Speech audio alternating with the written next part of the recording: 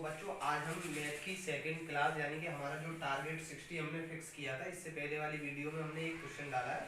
अब हम दूसरा क्वेश्चन डालना है जो कि पेपर में काफ़ी पूछा जाता है, जो 2 नंबर का ही है पिछले वाले सवाल की तरह से। तो हम कक्षा 10th की टारगेट 60 को पूरा करने के लिए अब सेकेंड क्लास ले रहे हैं। इससे पहले वाली वीडियो अगर आपको देखनी है तो नीचे दिए गए डिस्क्रिप्शन में दी गई लिंक पर जाकर के उसको देख सकते हैं। अब हम आज पढ़ेंगे दो बिंदुओं के बीच की दूरी। ठीक है, इससे संबंधित एक पेपर में क्वेश्चन आता है कि 2 पॉइंट आपको दे दिया है, उनके बीच की दूरी आपसे पूछेगा। तो इसको बोलते हैं इंग्लिश में distance between 2 points. Distance between 2 points. अब जैसे हमने ये दो बिंदु ले लिए ए और बी। ए जो है उसके कुछ निर्देशांक दे रखे हैं यानी कि कोऑर्डिनेट्स, बी के कुछ कोऑर्डिनेट्स दे रखे हैं। ठीक है, अब हमें ए व बी के बीच की दूरी निकालनी है। ए और बी के बीच की दूरी को छोटी डी से प्रदर्शित करते हैं और छोटी डी जो होती है उसके बराबर एक सूत्र है।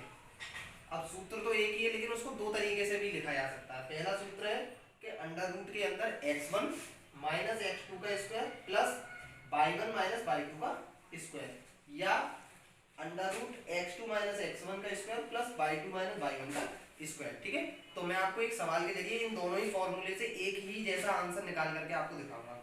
ठीक है, तो हमने एक क्वेश्चन लिया, दो बिंदुओं a 6,7 है और b 2,4 के बीच की दूरी ज्ञात कीजिए। तो सॉल्यूशन हम इस तरीके से करते हैं, a b के बीच की दूरी, हमारे जो भी पॉइंट्स दे रखे हैं होते हैं हम उन्हें या तो a या b मान करके करते हैं। और दूसरा जो हमारे ये पॉइंट्स दे रखे हैं, पहले जो बॉक्स में होंगे उसे x1 y1 और दूसरे बॉक्स में होंगे उसे x2 y2 देते हैं। ठीक है, x1 y1 और x2 y2। अब हम देखते हैं a व b के बीच की दूरी। तो पहला वाला जो हमने निकाला है वो हमने निकाला है इस वाले सूत्र से, x1 minus x2 plus y1 minus y2। ठीक है, और जो दूसरी वाली जो दूरी निकाली है वो हमने दूसरे वाले फॉर्मूले से निकाली है, x2 माइनस x1 का square plus y2 minus y1 का स्क्वायर। पहले वाले से निकाल करके देखते हैं। तो x1 की वैल्यू 6 है, हमने 6 लगा दी।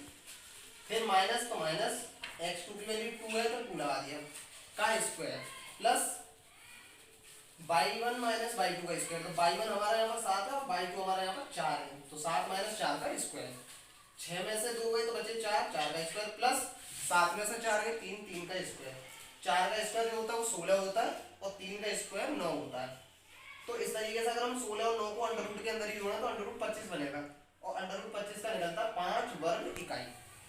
ठीक है, नहीं गलती होगी यहाँ पर, वर्ग इकाई नहीं होगा, केवल इकाई है। ठीक है,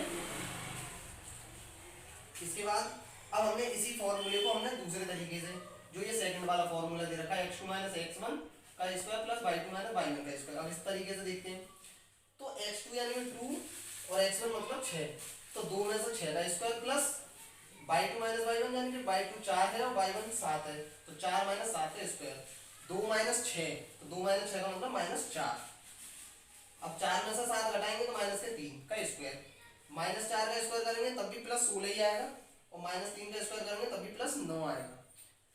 तो 16 और 9 को जब हमने जोड़ा तो ये हो गया अंडर रूट 25 और अंडर रूट 25 का निकलता 5। इस तरीके से हमने दोनों ही तरीके से सवाल को कर करके देखा। ठीक है, तो दोनों से आंसर लगभग सेम ही आया, कोई डिफरेंट नहीं हुआ है। तो आप किसी फॉर्मूले का यूज कर सकते हैं जो आपको याद है। अब इसी तरीके से ये होमवर्क में दिए हुए सवाल है, आप इनको करके देखेंगे तो हमारा जो टारगेट 60 है वो हमारे लिए कंप्लीट हो जाएगा।